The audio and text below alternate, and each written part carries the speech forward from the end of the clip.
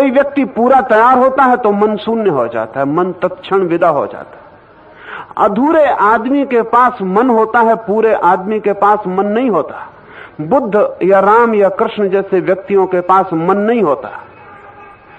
और जहां मन नहीं होता वहीं आत्मा की दर्शन, वहीं परमात्मा की झलक मिलनी शुरू होती है। साधारण सी बात में भी मन झिझकता है, बाएं रास्ते से जाऊं या दाएं से, तो भी मन सोचता है, तो भी मन कहता है बाएं से, आधा मन कहता है दाएं से।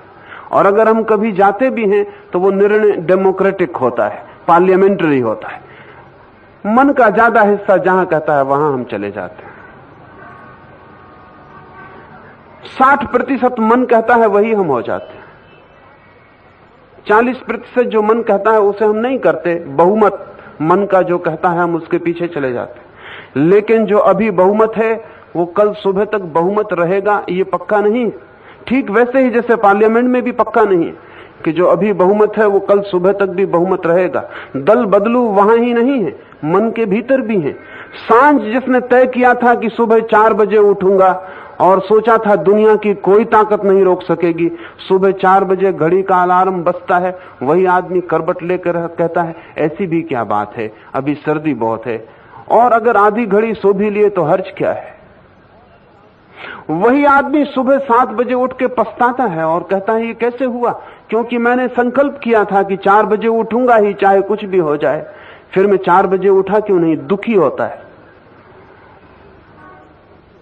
ये 3 बातें एक ही आदमी कर लेता है। सांझ तय करता है उठूंगा चाहे कुछ भी हो जाए, 4 बजे तय कर लेता है छोड़ो भी, कुछ ऐसी उठना अनिवार्यता नहीं है, किसी की गुलामी तो नहीं है, घड़ी बज जाए हम कोई घड़ी के गुलाम तो नहीं है कि उठ जाएं। और सुबह 7 बजे यही आदमी पछताता है। ये एक ही आदमी इसलिए कर पाता है क्योंकि मन का बहुमत बदल जाता है। सांझ 90% से निर्णय लिया था, लेकिन उसे भी पता नहीं कि 6 घंटे सोने के बाद आलस्य की ताकतें बढ़ गई होंगी और नींद के क्षण में मन का वो हिस्सा बजनी हो जाएगा जो रात को कमजोर था, सांझ अल्पमत में था, सुबह 4 बजे बहुमत में हो जाएगा। फिर वही आदमी 7 बजे पछताता है क्योंकि सुबह जागकर सांझ की बुद्धि का ख्याल आता है, होश बढ़ता है, सुबह के सूरज के साथ भीतर भी प्रकाश बढ़ता है। वो जो अल्पमत में हो गया था 4 बजे रात के अंधेरे में, वो फिर बहुमत में हो गया, पछतावा शुरू हो जाता है। यह आदमी सांझ फिर तय करेगा, रात फिर बदलेगा, सुबह फिर पछताएगा। पूरी जिंदगी आदमी की ऐसी है। मन कोई भी निर्णय पूरा नहीं ले पाता।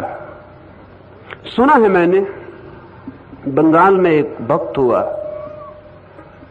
कभी मंदिर में नहीं गया, पिता बहुत धार्मिक थे, तो पिता चिंतित थे स्वभावतः, लेकिन बेटा बड़ा ज्ञानी था, शास्त्रों का बड़ा ज्ञाता था, दूर दूर तक बड़ी ख्याति थी, नव्य न्याय का तर्क का बड़ा पंडित था। 60 वर्ष का हो गया तो 80 वर्ष के पिता ने कहा कि अब बहुत हो गया, अब तू भी बूढ़ा हो गया, अब मंदिर जाना जरूरी है।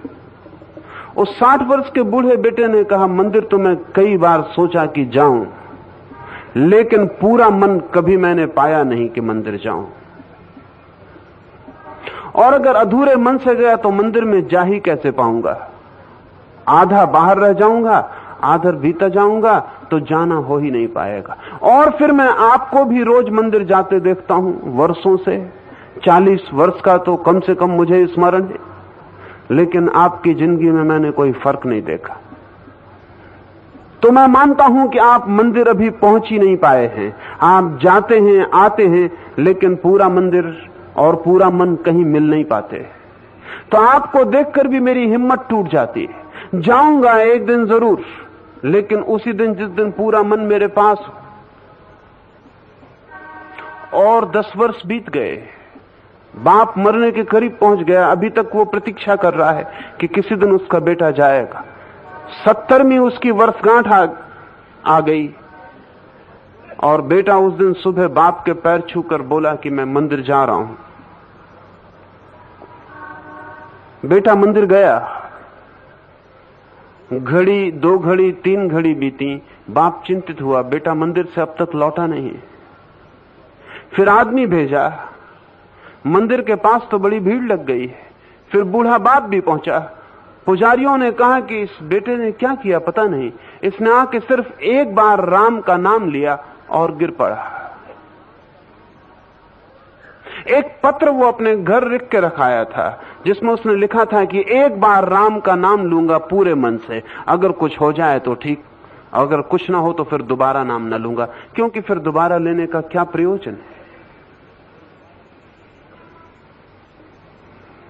एक ही बार राम का नाम पूरे मन से लिया गया, वो शरीर से मुक्त हो गया।